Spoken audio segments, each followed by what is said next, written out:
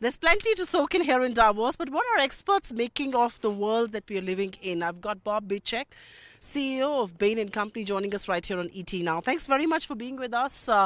Plenty to soak in Davos. You just attended the Xi Jinping session. The world is talking about Trump. But I first want to ask you, what are your impressions of the world that we're living in from where we stand today, and which is in a very, very cold Davos? The world is, of course, full of challenges and opportunities, perhaps more than ever. And so I think the kind of dialogue that we get here at Davos that crosses lots of boundaries is more important than ever. What I mean is, being in sessions, whether we're talking about the impact of artificial intelligence or of regional or global conflicts or about issues of migration, what have you, the combination of academics, business leaders, government leaders, cultural leaders, and so forth. That's a special kind of dialogue going on. At the same time, that obviously it can't only be a kind of global dialogue among a relatively elite group, but has to be going on within countries in the same way. That would be the critique of the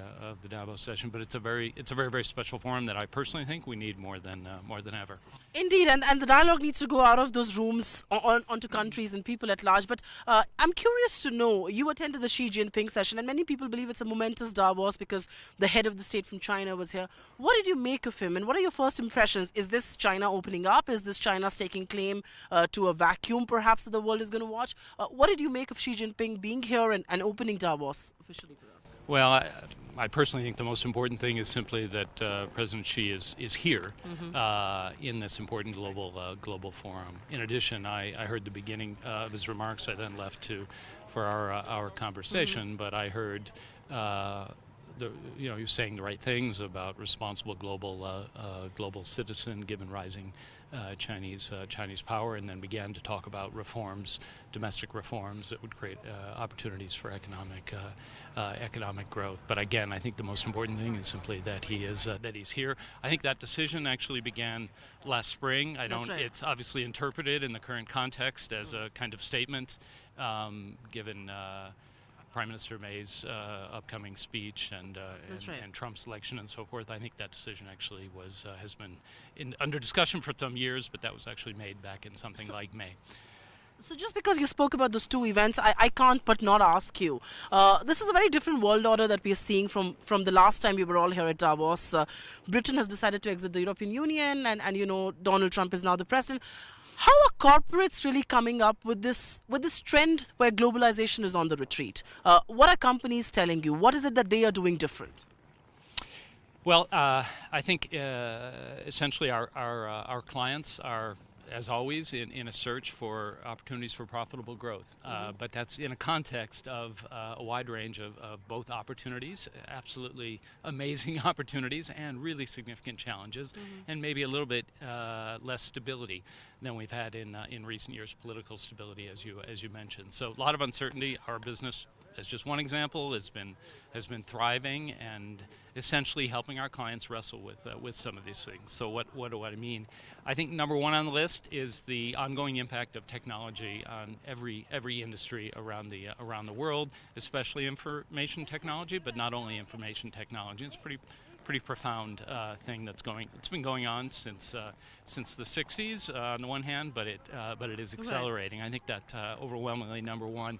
And number two is the changing role of globalization. So between technology and globalization, many companies in different industries are just facing new competitors, and in many industries we have a kind of imbalance and oversupply relative to demand. So between the ongoing aftermath of the global financial crisis and the kinds of investments that were made in recent decades, we have an excess of supply in many industries.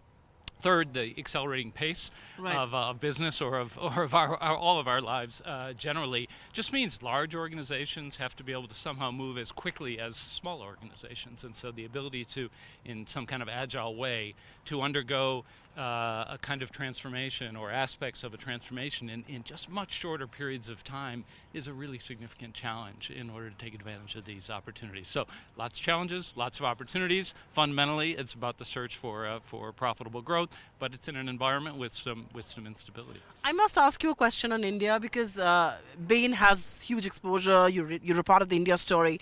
We just recently saw a very big experiment as far as our own economy is concerned, which is demonetization. Because you have the advantage of seeing it from outside, being objective about it, what benefits do you think this is going to accrue, or do you believe poor implementation has kind of marred some of those?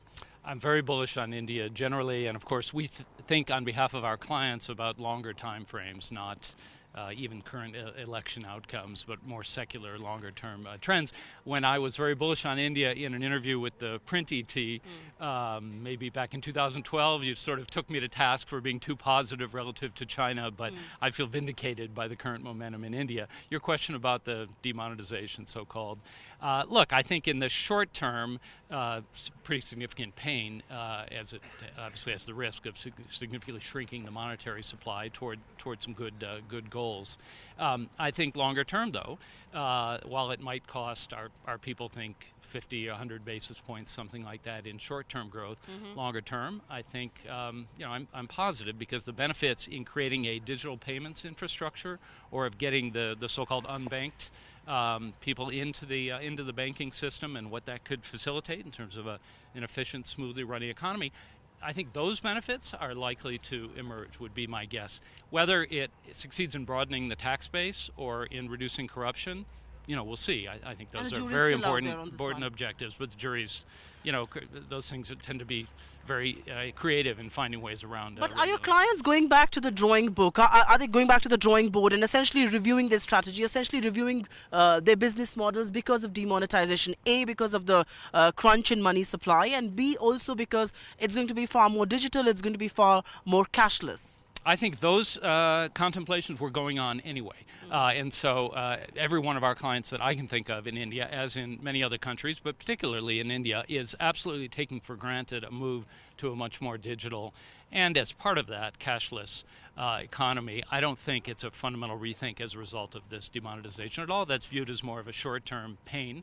Obviously, for lots of people, significant hardship, people who earning their wages in a cash way that creates significant hardship.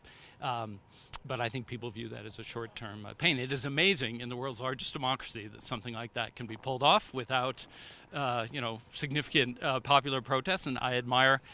We'll see what the benefits are over time. Well, indeed, Venezuela did have a protest and India did not have any. But one last question before I let you go, because India has a lot of exposure to the United States in terms of IT or pharma, and some of our big companies have big exposure. The noise from the US is still living up to the election rhetoric. How worried should the Indian corporates be?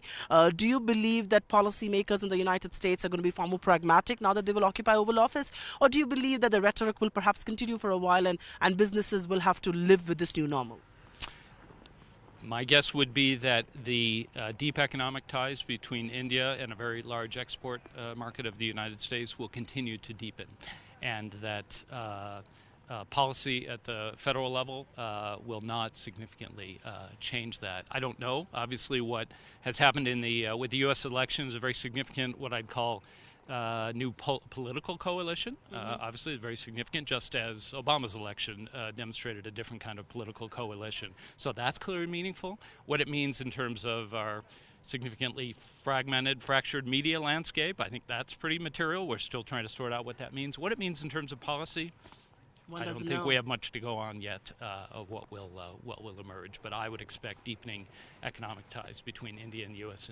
in particular. But that's precisely the point. For sound, fundamental economic reasons. Thanks very much, Bob, on that note, for speaking to us. Pleasure talking to you. Find us on Facebook at facebook.com/ETNow, and don't forget to click the like button. You can also follow us on Twitter at ETNowLive. To stay updated with all our programming, hit the subscribe button on our YouTube channel by logging on to youtube.com/user/ETNow.